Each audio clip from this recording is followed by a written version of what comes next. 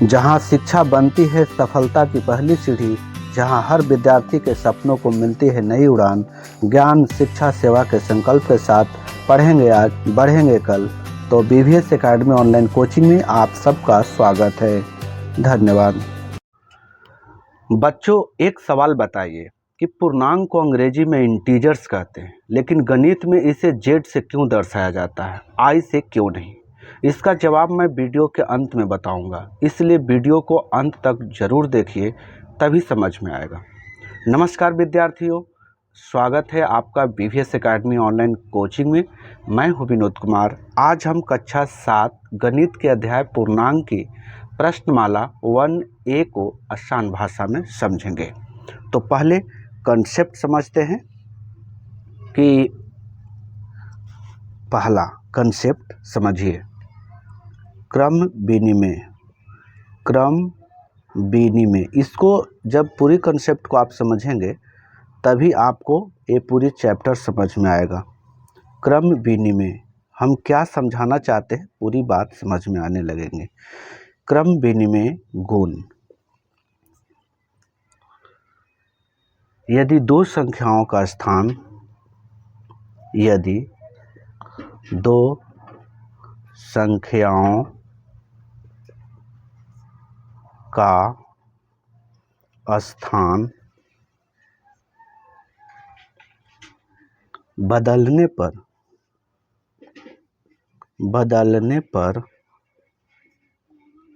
उत्तर न बदले,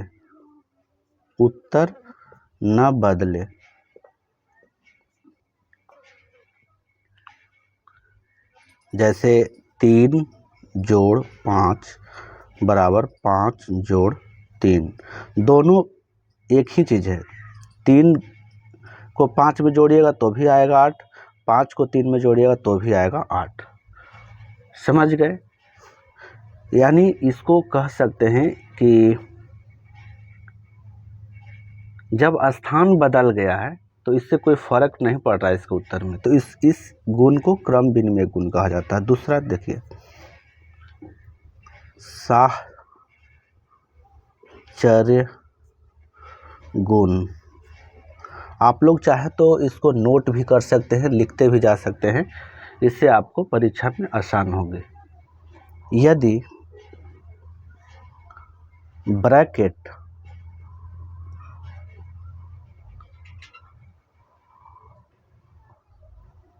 ब्रैकेट बदलने पर उत्तर न बदले,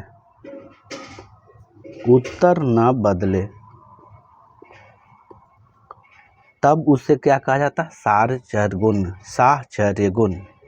साहचर्य गुण।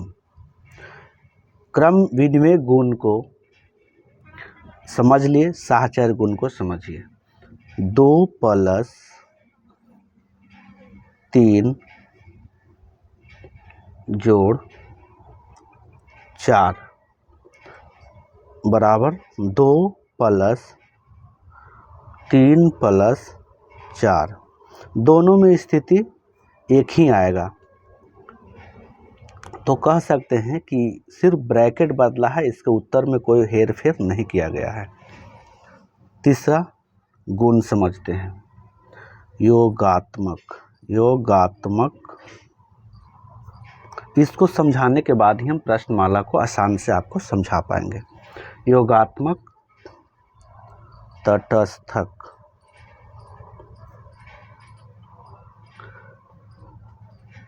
जिसे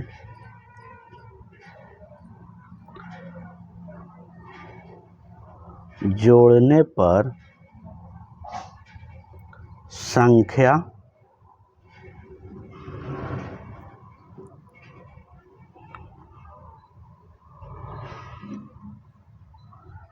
या उत्तर भी कह सकते हैं, या उत्तर 0 मिले।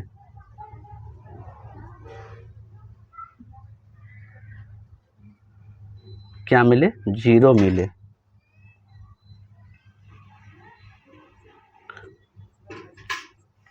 उदाहरण जैसे समझ लीजिए, 8 जोड़ -8 बराबर 0।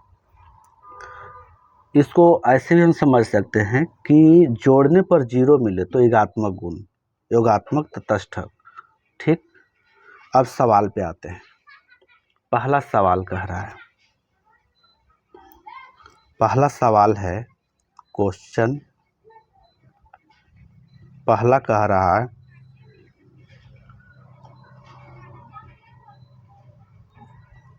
5 जोड़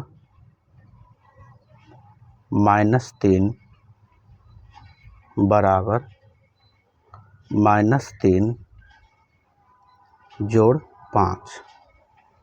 तो हल में लिखेंगे, हल। आप इसको समझ रहे हैं? इसको ध्यान से देखिए। इसमें क्या है, ब्रैकेट है।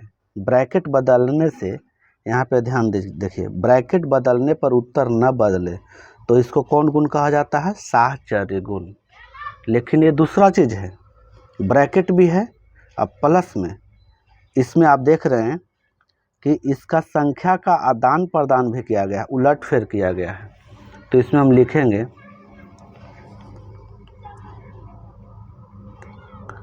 यहाँ केवल स्थान बदला है, केवल स्थान बदला। तो केवल स्थान बदलता है तो क्या होता है, केवल स्थान बदले, केवल स्थान बदले तो होता है क्रम विनिमय गुण। क्या बोला जाता है, क्रम विनिमय गुण। तो आंसर में इसको लिख दीजिए, क्रम विनिमय, क्रम विनिमय गुण। ये मेरा आंसर हो गया। दूसरा क्वेश्चन, -7 जोड़ मंझला कोष्ठ 1 प्लस -6 मंझली कोष्ठ बंद बराबर मंझला कोष्ठ छोटी कोष्ठ -7 जोड़ 1 मंझली कोष्ठ प्लस -6। इसको देखने से आपको क्या समझ में आ रहा है कि पूरा ब्रैकेट लगा हुआ है। यहाँ पे बताया था आपको कि ब्रैकेट के बदलने पर उत्तर न बदले तो क्या कहा जाता है, साहचर्य गुण। तो इसमें लिखेंगे हल में कि यहाँ केवल ब्रैकेट बदला है, उत्तर नहीं बदला है। तो आंसर में लिखेंगे, आंसर में लिखेंगे कि साहचर्य, साहचर्य गुण। यही मेरा हो गया आंसर। अब देखते हैं दूसरा वीडियो, तीसरा सवाल देखते हैं। तीसरा सवाल है क्वेश्चन 2 कि पूर्णांकों का कह रहा है कि इसमें योज प्रतिलोम लिखिए। पूर्णांकों का योज प्रतिलोम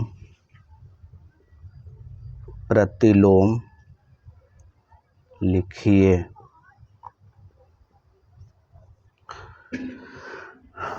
पहला सा बात समझ लीजिए यहाँ पे, जैसे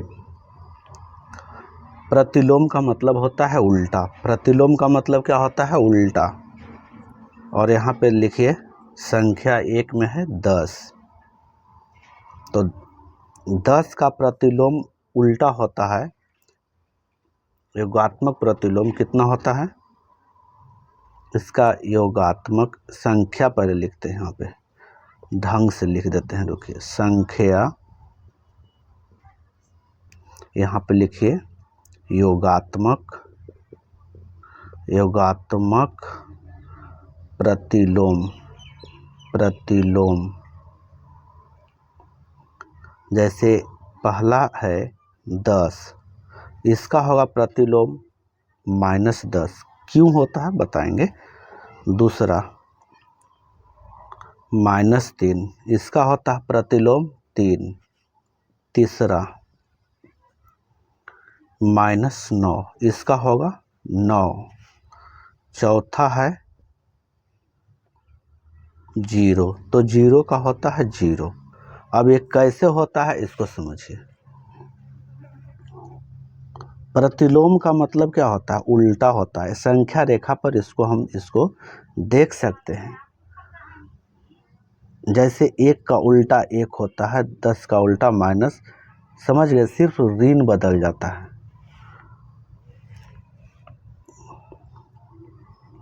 क्वेश्चन तीसरा देखिए, पूर्णांकों का योज्य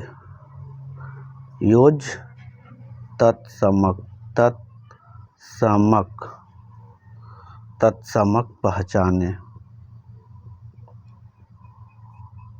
पहचाने। जैसे पहला है 1, दूसरा है 0, तीसरा है -1, चौथा है इनमें से कोई नहीं। इनमें से कोई नहीं। सवाल है पूर्णांकों का योज्य प्रतिलोम तत्समक पहचाने। तो इसमें लिखेंगे हम हल। समझ रहे हैं तत्समक किसको कहते हैं रे, इसको बोलते हैं। 0 को तत्समक कहा जाता है, योज्य तत्समक। आंसर में लिखेंगे हम नंबर 2 0। यही है मेरा आंसर। समझ गए।